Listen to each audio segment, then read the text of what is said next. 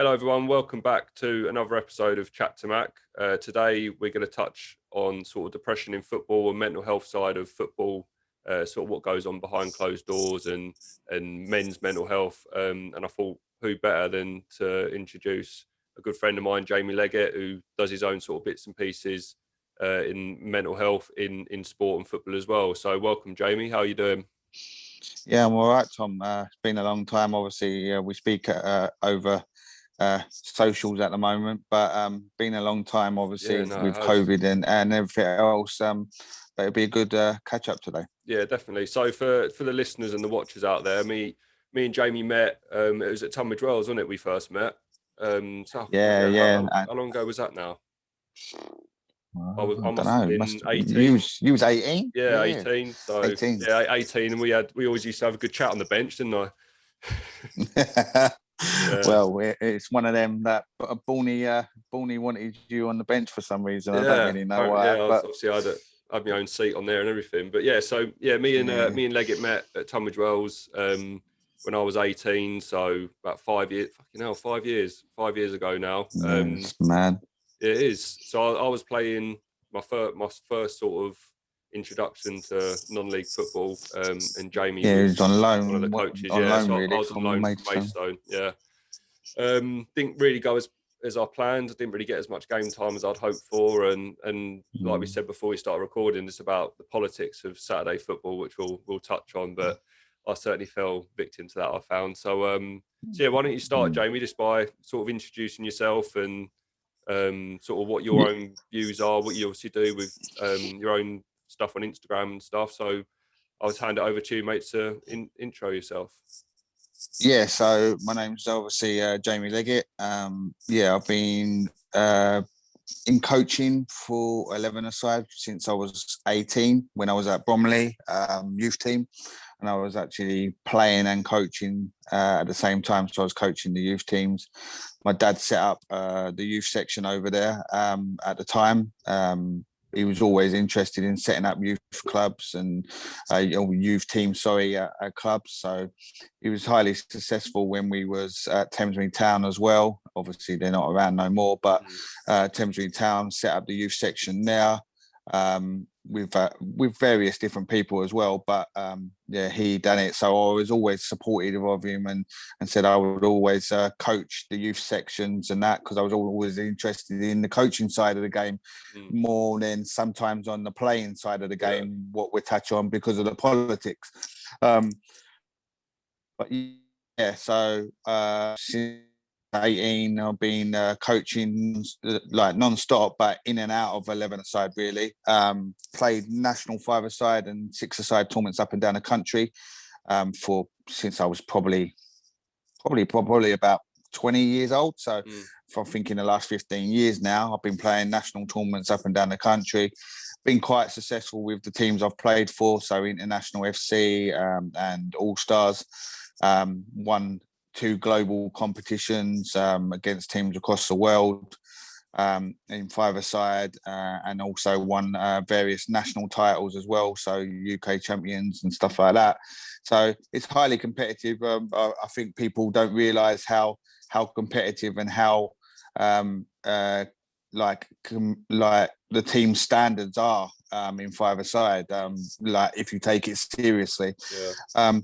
That's obviously led to me being, first of all, Scotland manager for 5 years, doing 6-a-side national tournaments, European championships, and 1 World Cup. And then 2 years ago, before obviously COVID was around, I went to the World Cup in Crete in Greece, and I was England manager. I ended up being England manager for that year.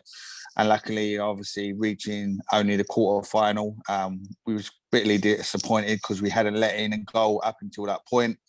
And all our goals, what we conceded in the game, were when we had a man off the pitch in the sin bin. So we lost with 5 seconds to go to the home nation, but a great experience. And we wanted to build on it, obviously, but COVID has stopped that. So yeah, that's pretty much, apart from obviously touching on the mental health side of it now. when COVID come around, it gave me a lot of time to think about things. I think I put mental health to the back of my mind. Obviously, we'll touch on it a little bit more in a minute. But my dad had various mental health issues coming up to maybe 2.5 years ago, before Christmas, and I think I put that to the back of my mind because of various reasons. Of I was preparing a team to go to a World Cup, so I probably put it, even though I was dealing with it with my dad.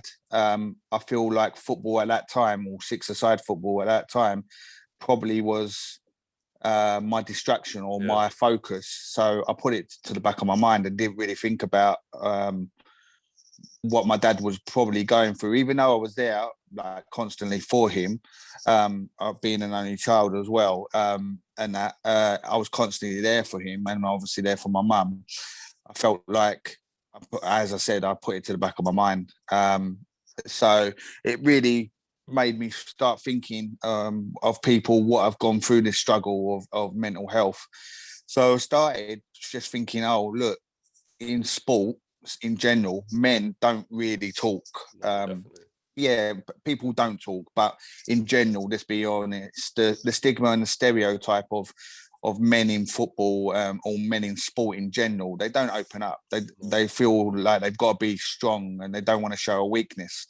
So I started thinking, okay, well, how can I help this? So I started doing a live last year called Let Us Talk, and it's gone from strength to strength, really, with people coming on, and basically I've had women on there as well, don't get me wrong, and different experiences, and they've actually come on, and it's just literally an open chat like what me and you are doing, Tom, of you can say what you want. If you feel you can say it, say it. If you don't feel you can say it, don't say it. So people come on and actually, who I've known for like over 20 years or 25 years, and I didn't know them experiences that they've gone through because they've never opened up. They never wanted to open up.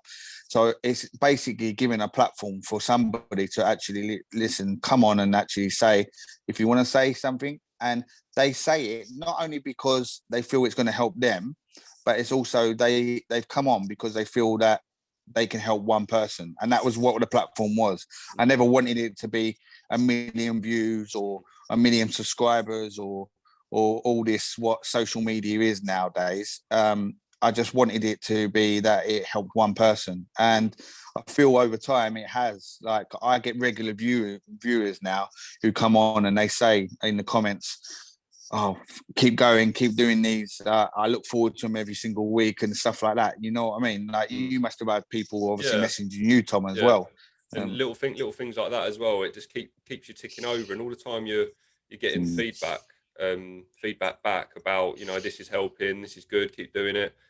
Even like some people who are quite thick-skinned, it wouldn't bother them if they weren't getting good feedback. They'll just carry on doing it because they want to do it. But there'll be other people that actually rely on that sort of accreditation from people, and someone needs to say to them, "Oh yeah, you are doing good. All right, yeah, I'm doing good. I'll carry on."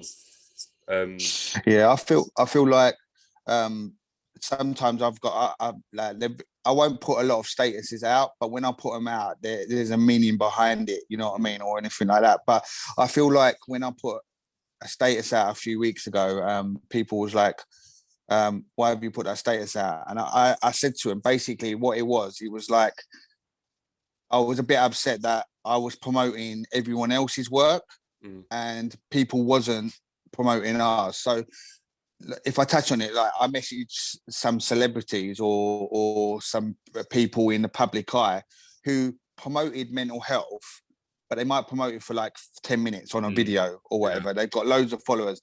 Oh yeah, I really help with mental health. And what? So you've done it for 10 minutes and you think that's enough? You know what I mean? Like, so I messaged him to say, look, come on my live and have a chat, like 10, 15 minutes or whatever. But at least that keeps on showing awareness, because I feel like even before COVID was around or whatever, I feel like there's not enough awareness. I feel like there was always, let's do it for a week or do it for that day or mental health day or mental health week, but then we won't speak about it for the rest of the year.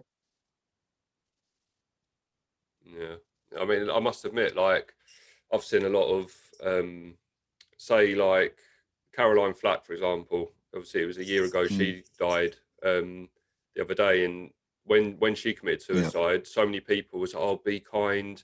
You know, you need to do this, yeah, you need to do that," and that probably lasted about a week or two, and then yeah, within after that 2 weeks, everyone was going back to slating people on social media, yeah, being horrible to people, like trolls. Like I've said on my very first video, social media is brilliant for sharing positive things and, you know, helping yes, someone find their lost dog or finding a friendship with someone you lost contact with. But it's also awful for trolls. And honestly, the amount of yeah. celebrities that Very, commit suicide, it's 9 times out of 10 it'll be down to the amount of abuse they'll receive off social media. yeah. People don't know what the impact of what they're saying. They No, think it's exactly. just It's like, words, and yeah, and that's it. they don't know the impact of what they're saying. They don't know the state of mind that that person's in. Um, you know, like even down to something quite simple as someone gets called ugly, and like what they didn't even mean it. It was just a little joke, or I Yeah. get called big nose as a joke, and like I laugh it off, Mm. and it's a bit of banter, and but for all them people know, when I go home, I actually sit there and think, oh fucking, I hate my nose, or you just you Yeah. never know. Like, don't get me wrong, majority of people's, especially in the football scene, like banter's one of the reasons I carried on playing football for as long as I did, because of like the change room banter Hmm. and stuff. And a lot of them, Yeah. they just take it, you know, tongue in cheek. But you just, like we said, you don't know the impact sometimes of what people say to someone. Yeah. And 100%. honestly, people don't realize how powerful you know, their fingers on their keyboard, how powerful that is. And there should be a lot more protection on people online, and people just making these fake accounts and having no trace as to who they really are. Well, It's the thing is, yeah, the thing is they cancelled, like they publicised the other day. I think it was yesterday or the other day. Oh yeah, they banned that person who done racial abuse to Eddie Nketiah, mm, and I'm like, yeah, but it just go and make another one. yeah, yeah. Like what? Like, It'll probably it make doesn't another make any account in difference. 2 minutes. Yeah, yeah, that's what I'm saying. So like that's no punishment. That's no punishment. What are you gonna do? Like like you're putting it out there. Oh, you've suspended him and his account. So what? You go and make another account. Yeah. Like it doesn't make any sense. Like there's got to be more harder things for that, because it's affecting people's mental health and state of mind. So Mm. I mean, what's like your sort of view on obviously being in lockdown at the minute? Have you stayed in contact with people that have sort of voiced to you that yeah, they're struggling a bit, or yeah, so I tried to put out. Obviously, I had doing a show. I've been doing the shows obviously on a Friday, or it was on a Thursday before and on a Monday. But then obviously once we got back to routine, I referee at goals mm, or a football centre. So I moved them to a Friday because I didn't want to obviously be hypocritical and say, oh, well, I do them over lockdown, but mm, then once I come out of lockdown, I'm yeah, not gonna keep on doing them. So I moved them to a Friday because I don't do nothing on a Friday. So I was just like, okay, I'll move them to a Friday and keep doing the lives. So I've moved them to a Friday at 7 p.m. And to be fair, obviously people come on there and they reach out to me and they DM me and stuff like that through that, or they ask questions on there. So it's a good way to reach out, really, or answer some questions if people are struggling on there. Apart from that, obviously, I WhatsApp as much as I can to mm, people. I've got groups, obviously, with the England team, Mile BT squad on a Sunday. That they're in a group, obviously, WhatsApp groups. And then if somebody messaged me, like a few people have messaged me saying, look, I'm struggling. So obviously I try to give them a message as much as I can, mm, or I give them a ring, because you can't obviously always see what they're like or hear what they're like no, through a text message, yeah, exactly, which exactly, I feel like the power of a message, yeah, is good to open it up, mm, but then you've got to hear what their yeah, voice or their tone of voice is, because you could turn around and say, oh yeah, I'm struggling or whatever on a message, but how much are you struggling? mm, Like, are you sitting there actually crying your eyes yeah, out? and you don't want to actually say it. You know what I mean? Whereas you can't hide your voice on a phone call.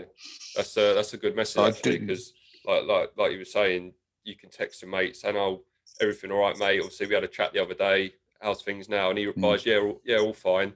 But he's sending that text at the top of sitting on the edge of a cliff or something.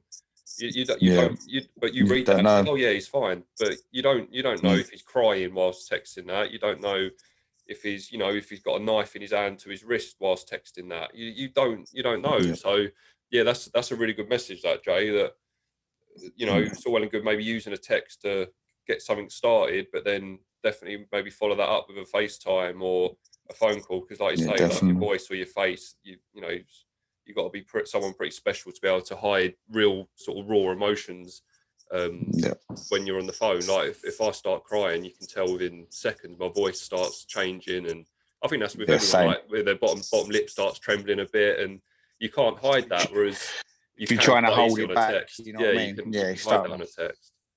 Yeah, so, definitely 100%. Let's just go back to, obviously, you saying about your Instagram live. So you said that it's been going on for over a year now.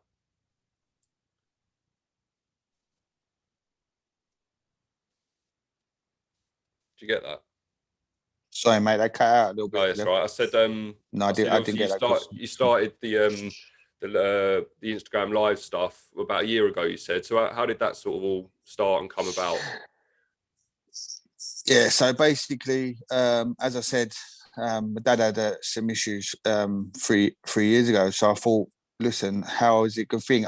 I started struggling. I was just like, what am I going to do? Like, especially after the first couple of weeks.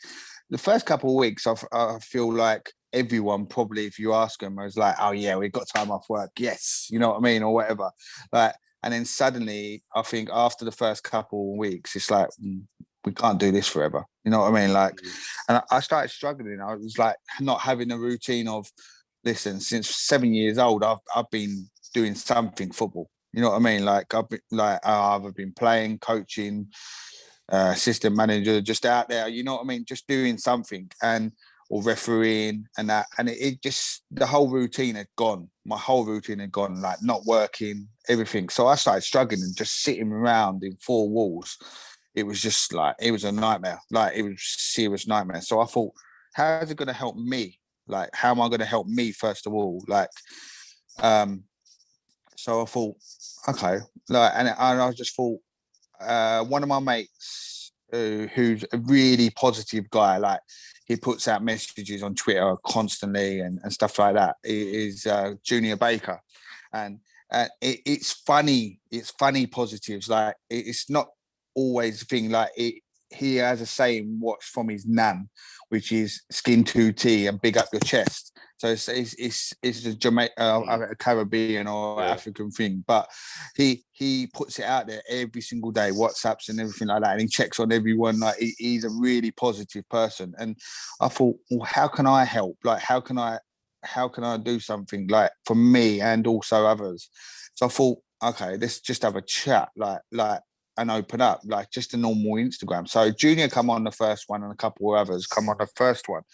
And it just opened my eyes up, and I just thought, okay, well, maybe I can get other people, because I know a lot of people in football. So I was just thought, oh, okay, look, let's see if people want to open up.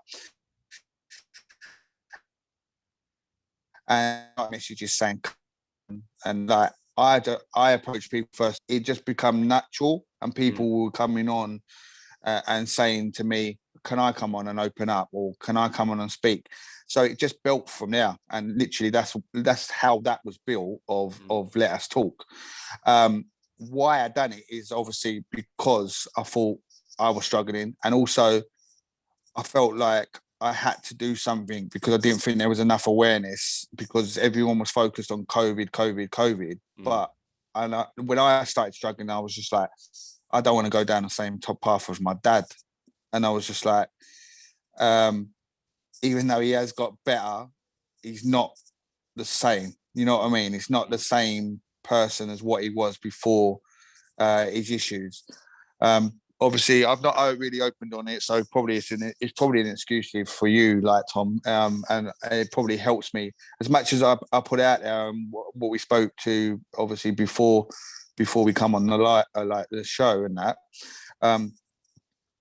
It's all good and well me putting it out there to talk, but I probably haven't opened up about it as much as I should because I was focused on everything else. I had a focus to do everything else. So I probably just put it to the back of my mind and felt, look, that like I didn't really speak about it. So for me, if I go back, obviously, 2.5 years, I was with somebody else. I was married. I split up with him now. And not against her, but it was probably the best thing I'd done, done. But that wasn't a reason of why I was struggling or anything like that. It was just everything what went on around that time. But anyway, obviously speaking about my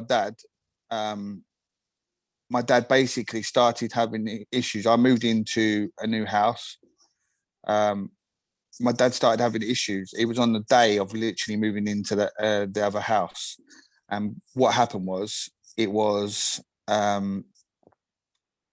got a phone call from my mum, and she basically turned around and said, something's not right. I was like, what are you talking about, mum? Like, obviously, you're just like what?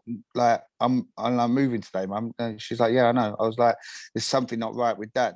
And I was like, what are you talking about? Like, what are you talking about? I don't know what you're like. She was just like, yeah, it's not right. It's not right. I was like, yeah, but you got to explain, mum. Yeah. Like, what? Like, what? Like that. So I was just like, all right, hold up, like I'll come. So I shot away, obviously, like I was like in a van or whatever. I was delivering, like moving stuff and stuff like that. So shot away, come to my mum and dad's. And as soon as I walked in, I knew what she meant.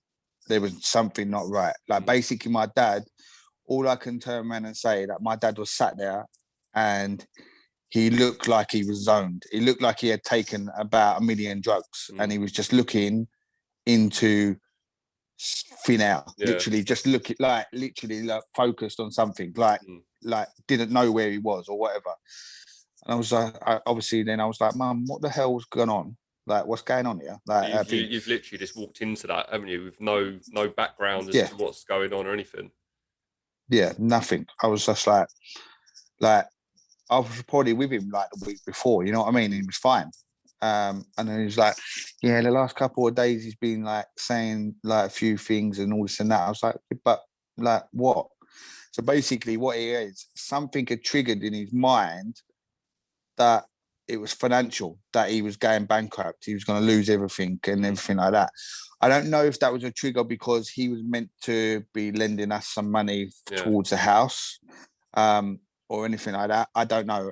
I maybe blame myself a little bit too much on that because I feel like that might have triggered him, that he was lending us money. But obviously, I can't take the blame for it because the mind is an unbelievable thing. You know what I mean? And in the end, so it's a strong thing, and it just overtakes your mind, your body, and everything. So in the end, I was just talking to him, trying to like talk to him, snap him out of it, or anything like that. But obviously, I knew I wasn't going to snap out of him in the end. You know what I mean? So I ended up ringing 111 and speaking to them and like seeing what they said and everything like that. And they was just like, they recommended obviously to take him to the hospital, but I couldn't take him to the hospital without his permission because that he'd never been diagnosed or with anything. So you obviously have to have permission from him. I can't like just like say on his behalf, you know what I mean? So basically in the end he had the courage in the end to actually say, yeah, I need to come into hospital and see what's going on. So me, my mum and my dad went in there, went into the hospital, and this was probably about 4:00 in the afternoon. So we went in there at 4:00 in the afternoon, and he had tests and was spoken to, and we were spoken to, and everything like that. And we was there till 4:00 in the morning. So you're thinking, obviously, yeah, that's like what's that? I don't even know now. 12 hours, isn't Yeah. it, or whatever it is? Yeah. So we sat there all doing tests, and he had brain scans and everything like that, and all different things. And in the end, because of the things he started building up, saying, but basically of, it's all done. You're going to get arrested. We're going to go bankrupt. I've done this. I've done that. He had never done any of these. It just literally just come on. Literally had just come out of nowhere. He ended up being sectioned in Oxley's, next door to Queen Elizabeth Hospital. So this was literally 2 months before Christmas. Yeah, 2 months before Christmas. So I never opened my eyes up to mental health, and I'll be honest, I was probably the stigma and stereotype of mental health. I was probably like anyone else until it hit you, and I was just like, he'll be out in a couple of days, you know what I mean, or whatever. They're just like, they talk to him or whatever, and they snap out of it. He was in there till I think the March or January, February, March or April of the year afterwards. So he was in there for like a good 5-6 months. Yeah. And what I can say is that was the hardest time for myself, but it opened my eyes up to mental health. Like I never knew what that didn't really give you any. You had to open your eyes up to it. You couldn't, clearly at that point it was sort of mental health as a whole was coming down on you and your family like a ton of bricks. So you had no choice but to open your eyes to it. So was you allowed to go in and see him, or was he part of like a program? So we was allowed.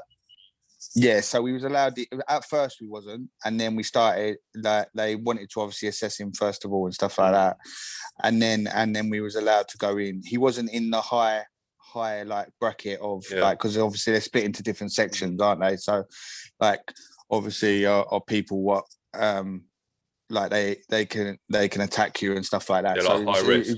High risk. So he wasn't in the high risk one. He was in another one, but he was still obviously sectioned off and stuff like that. So we went in there. Me and my mum went in there as much as we could. But when he wasn't at good times, which was most of the time, if I'm being honest, up until maybe a month before he come out, or 2 months before he come out, roughly, it was like talking to a brick wall. I may as well have spoke to that brick wall because it made no difference whatsoever. It made no difference. But as much as I could turn around and try to reassure him and keep talking to him and keep doing this and keep saying this and keep doing things, it wouldn't matter because his mind had gone. It had gone. Like it literally had gone. And like in the end, obviously, they worked on things and they did things, and he got medicated as well and stuff like that. He's still on medication now, obviously, for it and that. In the end, we started having days out.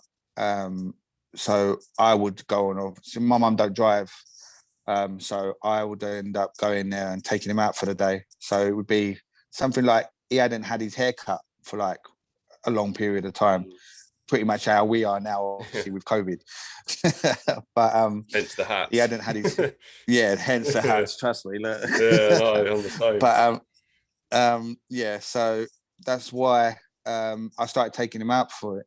But so he had to have a haircut, and I would normally take him out on a Saturday, which was why I took him out on a Saturday. It's because what day is a Saturday, or what I always been around me and him. It's always football. It's always football. So I take him to games. I take him to the local clubs. So I take him to like Eritham Belvedere or Sporting Club Thamesmead, where we had enjoyed some good times together.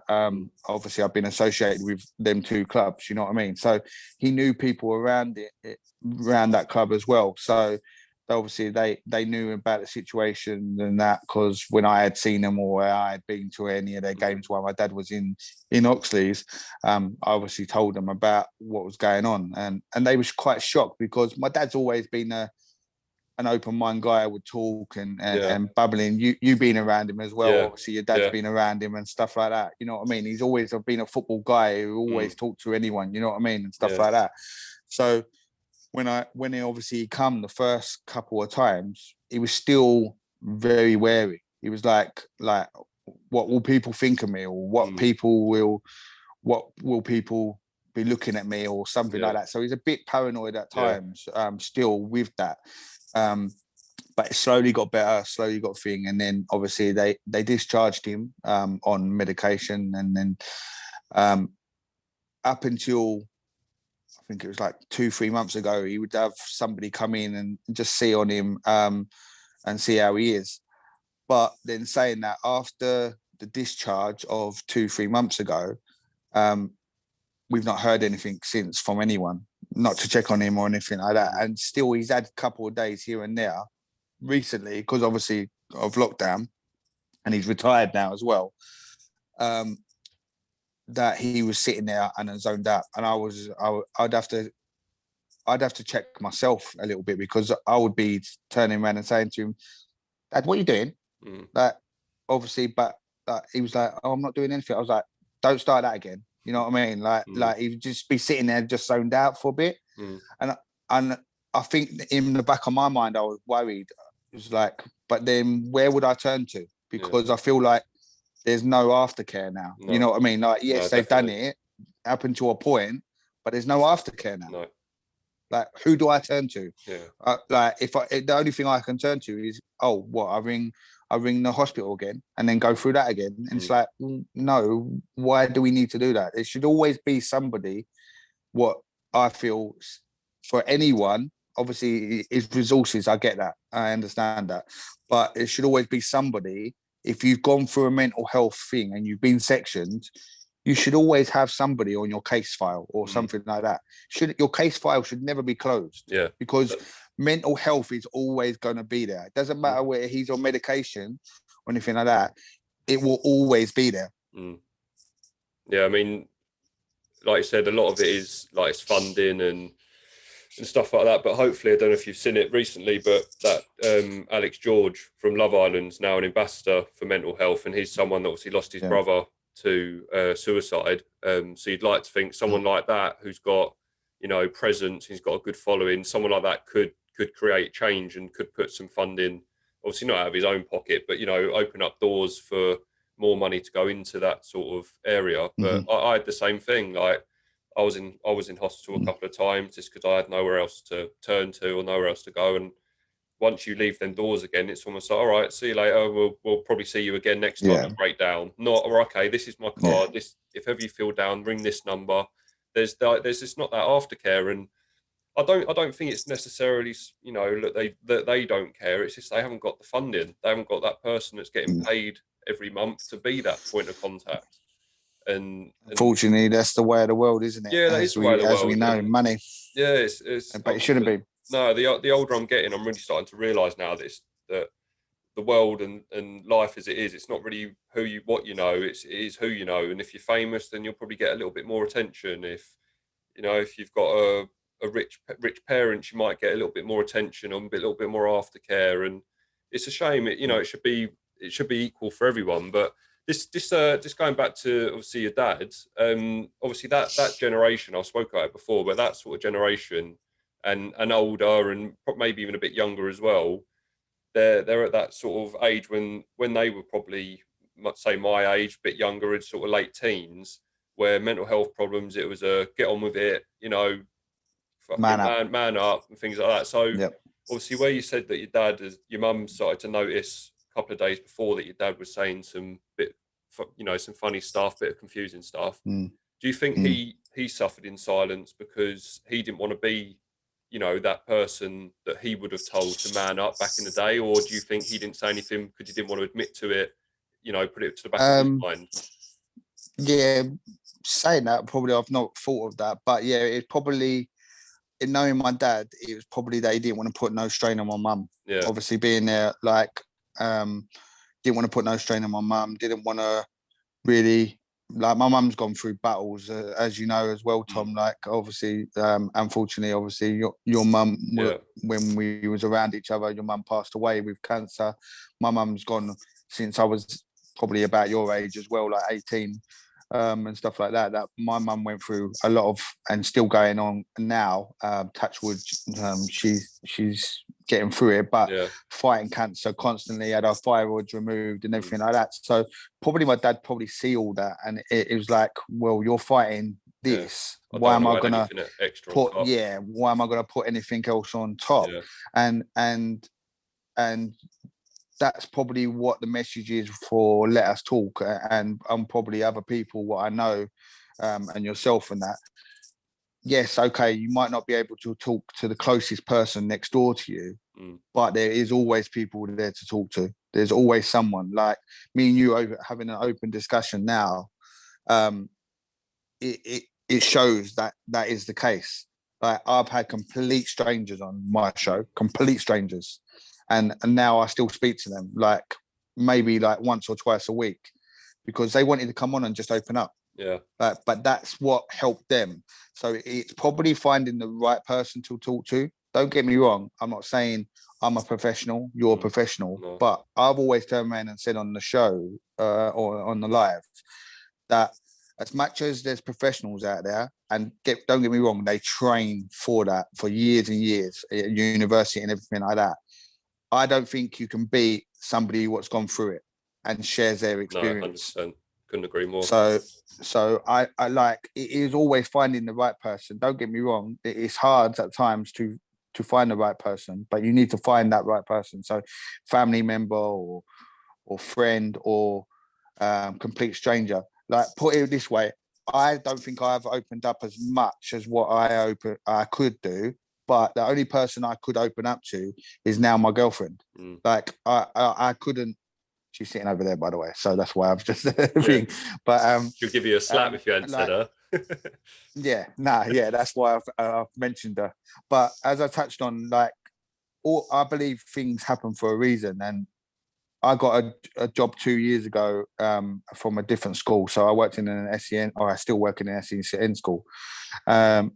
Obviously, yeah, as I touched on a little bit ago, things happen for a reason. But I met Zoe at the school, and we gravitated as friends towards each other because she went through a hard time with her cousin passing away with cancer, and I was going through that time.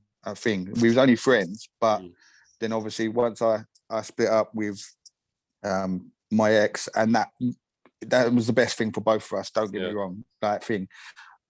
But Zoe was always there for me. Zoe was like thing, like the voice, what I could speak to, like because she was going through something, and I was going through something, and it was like it was just good to listen. Like we was listening to each other, and that's why it worked. So that's what I mean by you've got to find the right person to talk to, and you will find them, but it might just take a little bit of time. I was lucky, but if I didn't, I'm being honest, I probably don't know what I would have done. And also, obviously, also some of the six-a-side boys, which I've turned around and said, like Helgi and Dean McDonald and a few others, who are Kevin James and that, like a few of them have now become what I call family. I don't call them friends now because they was there for me, like through these things. And even though I wouldn't open up like loads and loads, I could just drop them a message and say, look, I'm struggling today.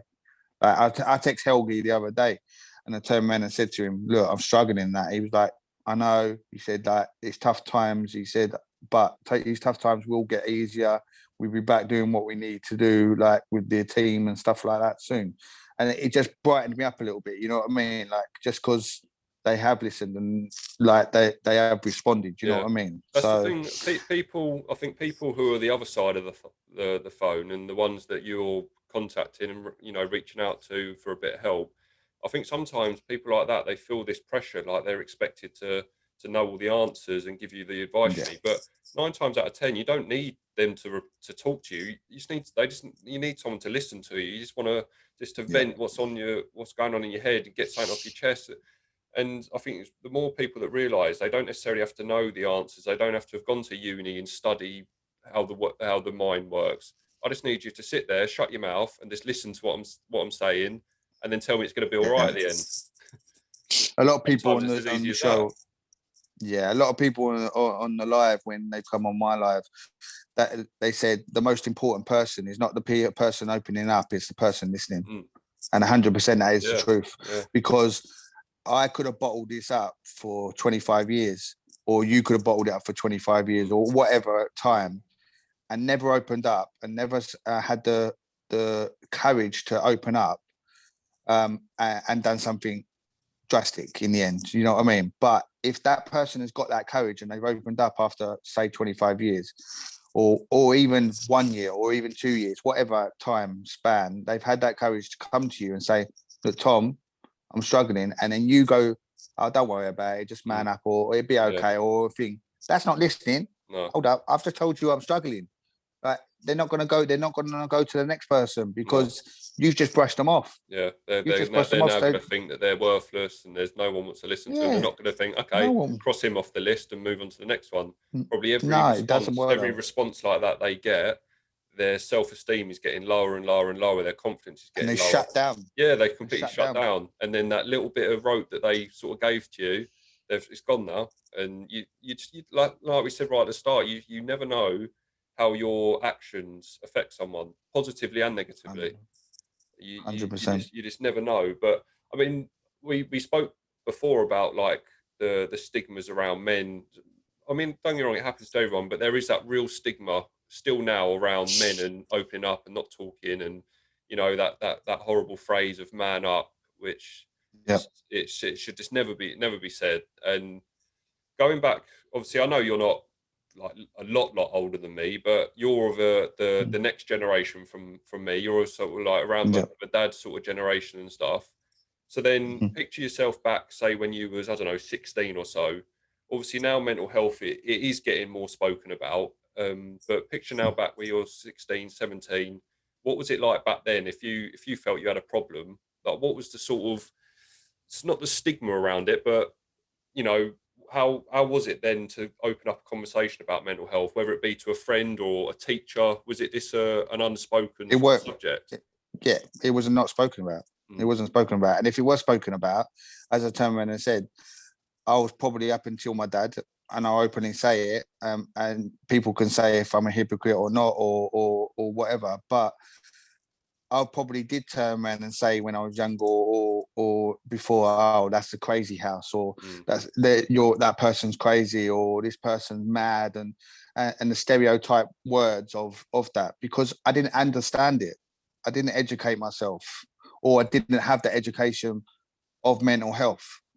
And that's the big thing. I feel like people, if you're not around it or you don't know about it, then you need to educate yourself about it. Because if you don't educate yourself about it, then people are not going to know, you're not going to know yourself about it if somebody comes to you. I'm not saying, as you, Sherman, and said, Tom, that everyone's going to know the answers, because it's the truth. We don't know the answers. We don't know what somebody's going through. Like, I didn't know what my dad was going through. Like, I can only reassure him or think, but I can pass on my experiences of what my dad went through now, or what I went through. I'm probably still going through, because mentally, I don't know if I've got over it. And especially now, with COVID coming and the lockdowns and stuff like that, I've struggled. I'll openly admit it. But I don't think I would have done that at 16 or 17. I wouldn't have openly come on a chat show or live or anything like that and turned around and said, "Oh, I'm struggling," because I think if I come out of lockdown or whatever, that when I go to the next football game, or if I'm managing against someone, or if I was playing against someone, I'd be afraid they're going to use that against me, or they're going to say something about my dad, or they're going to think. And you know what that's like, because people would do that. People would do that. They will use your weaknesses against you. Yeah, I mean, when you're in the penalty box for a corner and you've got this 6'5" centre half pulling at your shirt on the goal line, he's whispering all sorts to you. He's telling you what he's going to do to your sister, and you wait till I get home to your missus, and that is part and parcel of it. But at the same time, I completely get what you're saying. Like, as soon as you put yourself out there and make yourself quite vulnerable and tell the world and the people in your got everyone on your social media that you're struggling a little bit, part of you is going to think, oh shit, someone could use that against me. Or if you're someone, 100%. say my age, who's a single lad, he might think, oh no, now a bird won't go near me now because she thinks they'll just think I'm weak and a pussy or something. So that even there is always that worry of how what you're saying and what you're doing is going to be interpreted by someone else. 100 million%. Like that was definitely probably my worry when I was younger or building up. I'd never turn around and say if I was going through. I've had times when my nan passed away and my granddad passed away. I probably never spoke about it. I thought in the back. If I look back at it now, did I cry enough about it? Probably not. Probably just because I was an only child and I had to be there for my mum. I had to be there for my mum. My mum was going through it. Like her dad and mum had passed away. So why am I going to cry? It's my nan and granddad. But why am I going to cry? Don't need to cry. I need to be strong for my mum. And thinking about it now, I'm getting a bit emotional. But it was my nan's birthday the other day. That's probably why. But and I went to the grave. Me and Zoe went to my grave. My girlfriend and that. And she was like, "It's okay to cry." And I was still, even though I was still standing there thinking, I don't want to cry. I don't want to cry really. I don't really want to cry in front of Zoe, or I don't really want to do this. Why am I going to cry? There's nothing I can do now. May as well just I've done what I needed to do. Let's move on. Let's keep building something else. And that is a good thing to have. Don't get me wrong. You need to be focused and think, but sometimes you got to release it, because it just builds up. It just builds up. It builds up. Yeah, and there's nothing wrong with a good cry every now and then. Nothing wrong with that at all. Nothing wrong with it. Another thing as well, though, I found, I don't know if you might have come across something like this before as well, but when you open yourself out to doing things like this, and obviously your Instagram live stuff, and this sort of putting yourself out there to say, look, if you're struggling, I'm quite happy to be a shoulder to cry on. If you want to chew my ear off, come and chew my ear off. As soon as you sort of put yourself out there, I sort of found that a few people I'd get chatting to them and they'd say, no, you don't worry about me. It's nothing compared to what you've been through. And I say, yeah, all right, fair enough. What you're going through right now might not be as drastic as my mum dying or whatever, but whatever it is, it's still in your life. It's quite a big deal. So there's no point trying to compare whose story's worse or who's in the worst situation. If you're struggling, then I'm here to chat to you. And my missus has this little phrase that she loves. It's comparison is the thief of joy. And I think that is so accurate when, on what I'm talking about, that you start comparing yourself to others and you're constantly thinking, I'm quite happy in my life, but that person on Towie, he's in his new car, and you're constantly comparing yourself. And sometimes it can act as motivation. They might think, oh yeah, he's got that nice car, I want that. Dun, dun, dun, dun, dun. 10 years later and you're really successful. But 9 times out of 10, we talk about social media again, you're constantly just comparing yourself to things that just aren't realistic. That life isn't realistic. Does that car or does that house, or does that mean you're happy? It doesn't. Yeah, exactly. Doesn't mean would you rather have money or happiness? And it's happiness all the time. What's the point of having money if you're not going to be happy and enjoy it? Well, you look at speaking about, obviously, a little bit about Towie a minute ago, Tom Sugar Hat, Mike. Kurt's, Mike, sorry. Yeah, Mike Norcross. That he obviously committed suicide. You look at that, you think, and he's of that generation where you'd assume that they take no notice of mental health, that's not a big deal. And there he is. He obviously had his issues, and again, you don't know what his financial situation was.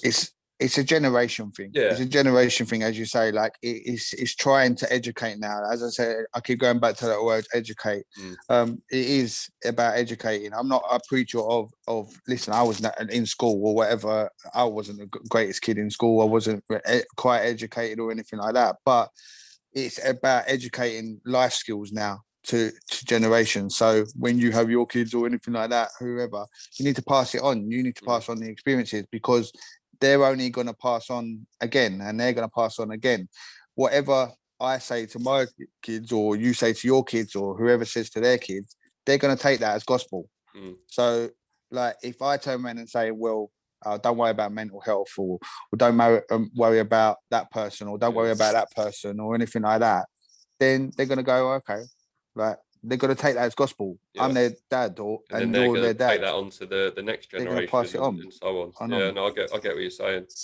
I mean, we talked about, obviously, football and what have you before, and obviously our where we met was Tunbridge Wells, and for me, like, obviously back then my mum was alive. Like, I didn't really have the issues that I later had. I was pretty, I felt like I was pretty sound, but something that started was, for me, my confidence. Obviously, I came from a pretty good background of football. So I was at Palace and Tottenham for quite a long time, and then went to Maidstone, weren't really happening. And then you go to somewhere like Tunbridge Wells, and my confidence was low anyway. And then I get put into a side where I felt, regardless of how well I was playing, if the manager's mate was there, he'd always get picked in front of me. So then, and football for me used to be my happy place. That used to be what I'd do to take my mind off any issues I had. It would be go and kick a ball about. Oh, I've had a shit day today, but I've got training later, and that'll keep me up. To then eventually coming out of football purely because I fell victim to the politics of football, like we spoke about briefly before. And it's, especially for young people, I think football has there's a lot to learn in football around sort of looking after younger kids in men's football. So if we touch on, obviously, football with the situations of mental health and even people being released and stuff like that, I touched on it a lot. Well, obviously on the lives as well with different people, and there is not enough help and understanding of or checkups. Again, it's the aftercare. Once you're released from a club, you could have been there since you were 7 years old. Like, one of my guests, they was at Tottenham since they were 7, released at 18. What are they going to do? They don't know. They don't know nothing else. Like, even Dean McDonald in the pro game for a long, long time. Owen Price in the pro game for a long, long time. And then they don't know Kieran Hughes-Mason as well. I've heard like Millwall. He's now Mile End hashtag with us. But none of them knew what non-league was. So it's one of them that they're dropping into non-league. They don't know. So the aftercare of everything should be enough. It has to be enough. It's got to be more. But a lot of people turn around and say it's just another number, which is 100% it is. And obviously with non-league, it's hard in non-league. Like, we've spoken about it. And I've spoken about recently with Danny Mills. He's doing a shout-out campaign with Whitehawk and Dulwich Hamlet at the moment for the whole of February for mental health. But he wants to carry it on, and he wants to build something in non-league because he's been around non-league a long time, and he's still at Dulwich Hamlet now. But non-league is non-existent. You may as well say, I don't know what that is. You know what I mean? Because mental health, like mental toughness or anything we want to say, it doesn't exist. It does exist, but it's not spoken about. No. And that's not helped from that. Again, it's about money. Like, how are you going to get out there? How are you going to show that awareness as much as you can? Again, people do it for a week or they do it for a day, mental health week each year, but it's not spoken about enough. It's not openly there or people what you can relate to go and speak to. So like, Danny's trying to do initiatives now. I've been speaking to him about it and stuff to try to get more into non-league. But other people have spoken about it, that it should be the problem you've got as well is it's educating again that a lot of these managers are old school managers. They're old school mentalities. No offense to them, apart from some of them want to evolve and learn about it. Yeah, no, you're right. So it's one of them again that the managers or the coaching staff or anything, they need to educate themselves again on stuff, because mental health is now. You're not going to get a physical performance out of somebody if they're struggling mentally. Yeah, no, exactly. So, like, I could have been struggling all week, and then I come on a Saturday and I have an awful performance, and the manager goes, "Oh, you dropped for the next game." Yeah. How's that going to help me? Yeah. I mean, managers need to realise as well, like I say, especially the older ones, they need to realise that, you know, just getting in the change rooms after a game, absolutely ripping an 18-year-old kid a new arsehole in front of everyone, that might work on the older players. They might need that. But then there's a lot of them now that they'll need an arm around them and say, look, I know you weren't at your best today, but come on, I know you've got it in you, and put a bit of confidence in them. And I think that is the way to treat a lot of the younger players coming up. It's starting to know your players more. Yeah, it's the man management man side management. of it. Yeah, I mean, my dad, like, he's openly admit, like, he's coaching wise and you know, knowing drills and sessions he's shit at, but he knew how to get the best out of players. And then he had his mate Andy that done the coaching, and you need to be able even to, back then, back sorry that I keep on thinking, but even back at Tunbridge Wells, when obviously, like, he was doing the stuff and we were sitting there, and I would always talk to your dad after the games and everything like that, you know what I mean, and stuff like that, and I would message him and everything, and still now here and there I'd drop him a message, and he's such an educated guy, like, with that, like, he need, like, one player I turn around and say, ideally, was a great talent at the time, and that were but injury stopped him. But did we do enough for him? I probably didn't do enough for him. I know Borney and Tunbridge Wells probably didn't do enough for him, but signed a 1-year contract, and that was Ryan Cradley. Yeah. Remember, he got a bad injury. Yeah. Did anyone really? His knee, wasn't it? Yeah. Did anyone really check on him? Did anyone really care, or did we just go, all right, well, he's injured and we need to go and replace him? That's what you do. Yeah.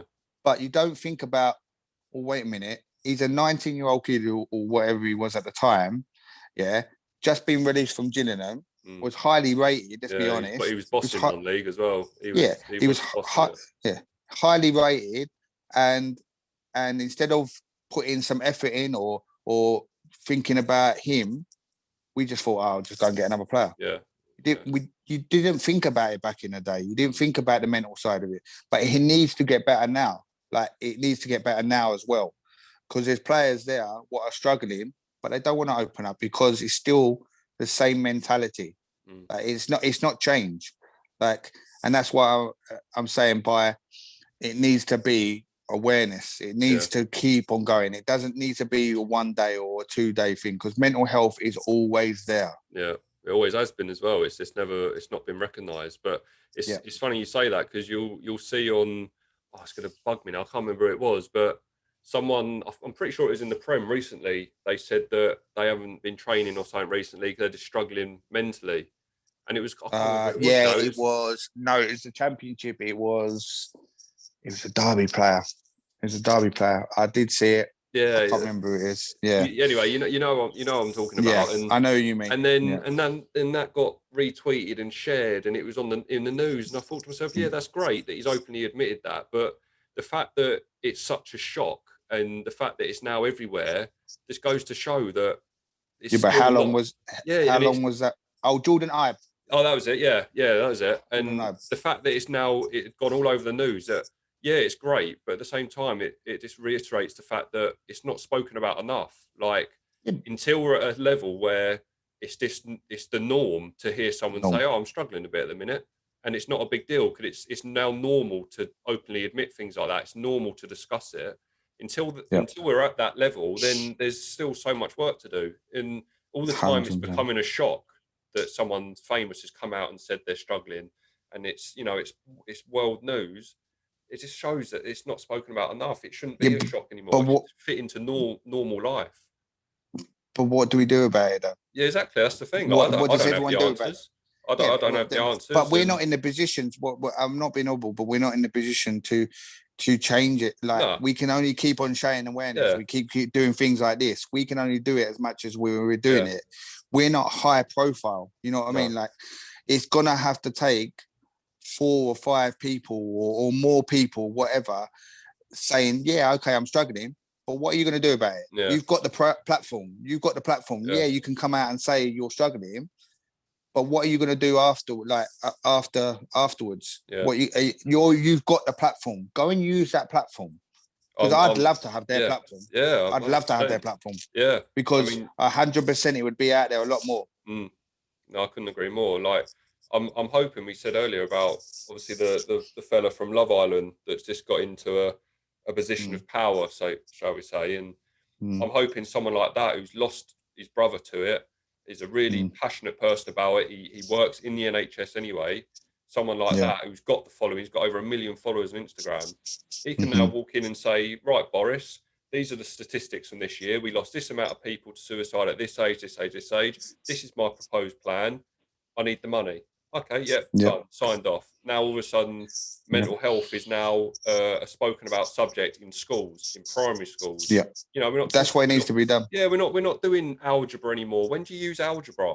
You know, like, but then I've come out of school. I know what algebra is, but the last week or two, me and my missus are sorting out renting a place. I didn't know how bills worked and shit like that. I wasn't taught that. But I knew what algebra was. And then now, going forward, mental health. It's life skills, isn't it? Yeah, it's life skills. It's got to be life skills. Mental health should be a subject in school. You know, when you're in healthcare, whatever. I don't know what the subjects are now, but if you're doing like healthcare, you do sexual education like once a year. Fucking get a subject that involves mental health, physical health. You know. Well, you do. Yeah. The thing is, PE is physical education, isn't it? Yeah. So why couldn't it be hand in hand? Yeah. Everyone worries about physical education, but as I just turned around and said to you, like touching on obviously on the football side of it, but you can't get a physical performance if you're struggling mentally. So it comes hand in hand now. Yeah, no, it does. Like it never used to because it wasn't spoken about, but it has got better. Don't get me wrong. There's a long, long way to go, but if you're struggling mentally, you're not going to get a physical performance out of someone, or like football or athletics or anything. It doesn't matter what you're doing, even a day-to-day job. You're not going to get a good performance in a workplace if you're struggling mentally. Doesn't matter what you're doing, like, because you're struggling mentally.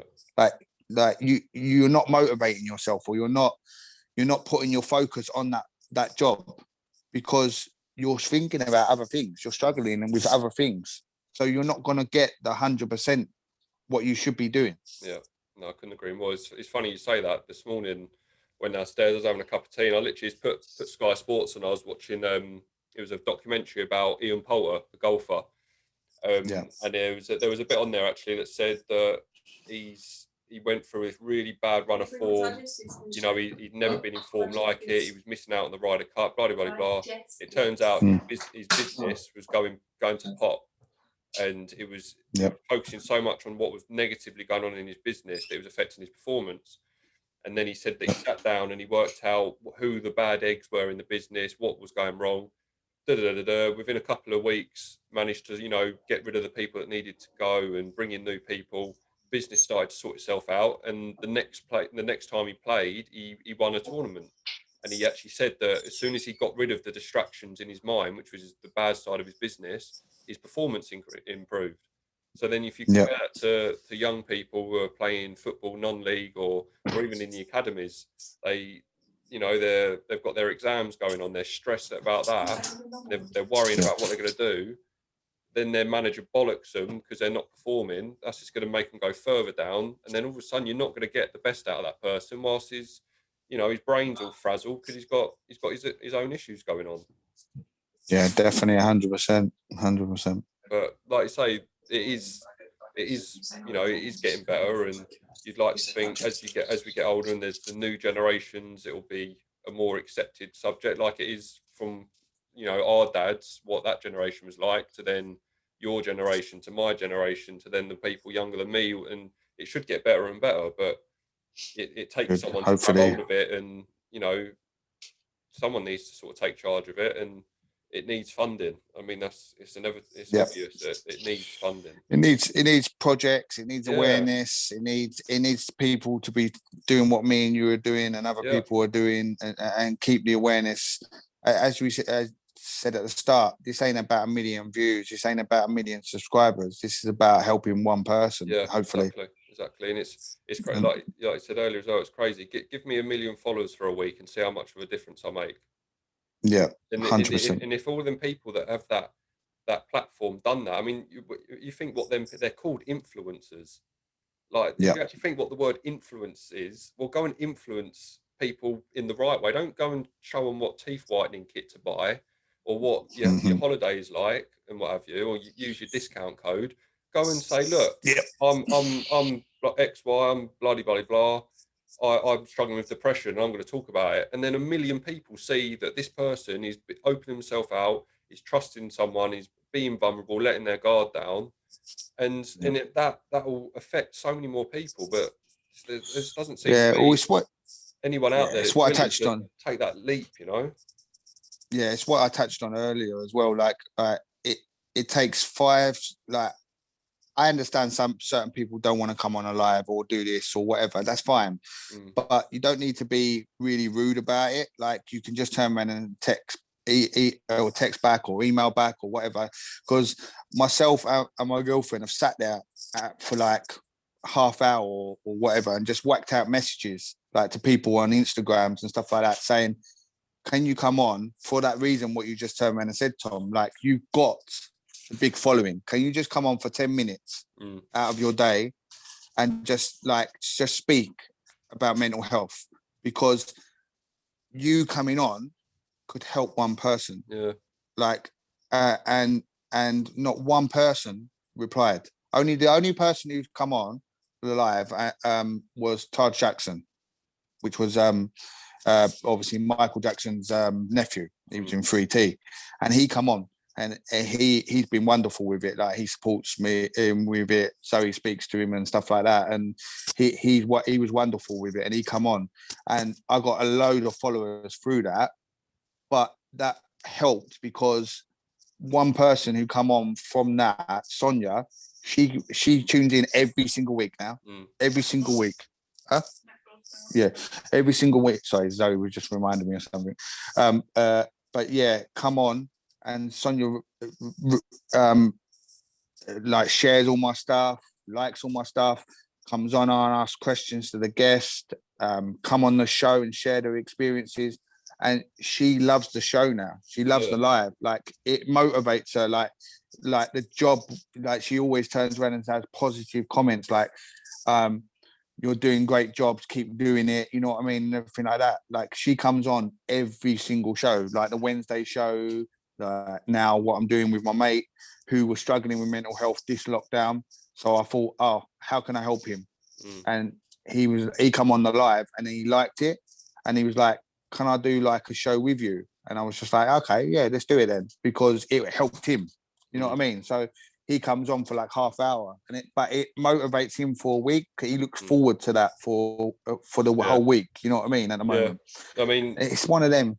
It's just frustrating. It's very, very frustrating, as you say. Obviously, like me and yourself, like, we're people that are putting ourselves out there to do it. And I know we spoke the other day, and I actually mentioned my Q&A I done the other day with things I've got lined up, and I said on there that we'd spoken about, you know, getting a football match sorted. And I think the two of us, where we think so similarly, that's a mouthful. You know, we've got the same sort of opinions, we've got the same passions. We both want to make a change. Like, going forwards, I think me and yourself working together on a couple of little projects would be really good. You know, putting our followings, you know, bringing our followings together, and I think I think it'll be great. But I appreciate you coming on today, mate. I mean, normally my episodes are about 40 minutes. We've been going for well over an hour, so that just goes to show. Obviously, we've had a lot of chat about today. So and I'm sure we could have carried on, but mate, we could have. Get on. Yeah, I'm starving. I need to make myself a bit of grub, I think.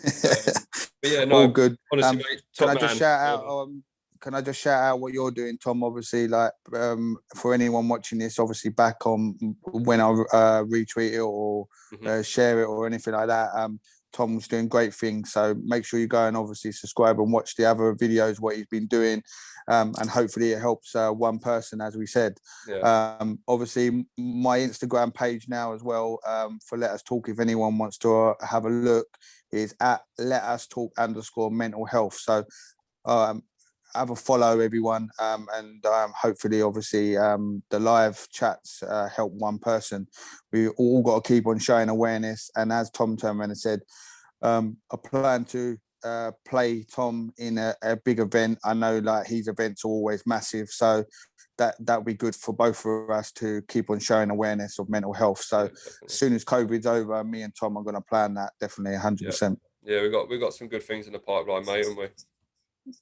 Yeah, definitely. So thank you very much, Tom, and no problem. I'll let you obviously do what you need to do. I'll speak to you soon, mate. Cool, man. Top man. Thanks for coming on. See you later, mate. Bye-bye. So that is the end of today's episode. A bit of a long one today. Didn't expect it to go on that long, but we just had some really, really good topics to chat about, and we could have carried on going. But so in conclusion, really, that was Jamie Leggett, someone I've known for a long time now. And to be completely honest, obviously I've met his dad through football and that, but I had no idea about what happened to his dad and saw the effect that's had on him. And he said beforehand that he was going to chat about something that might have taken me by surprise a little bit, and it definitely did. So mad respect for Jamie for feeling confident enough and comfortable with me to chat about that. And I think definitely get him on again in the future. And like I said, we've got a couple of little projects in the pipeline for in the future when obviously the restrictions and stuff allow us to. But that is the end of today's episode. Thank you for your continued support, everyone. It means a lot to me. All the time I'm getting the support and stuff, I'll keep making the content. So thank you for joining this episode. Thanks for listening. Thanks for watching. Thanks for sharing it. If you haven't subscribed to the channel, it's Chat to Mac on YouTube, Chat to Mac on Spotify. Check out the other videos. But for now, it's farewell. Cheers for listening, everyone. Take care.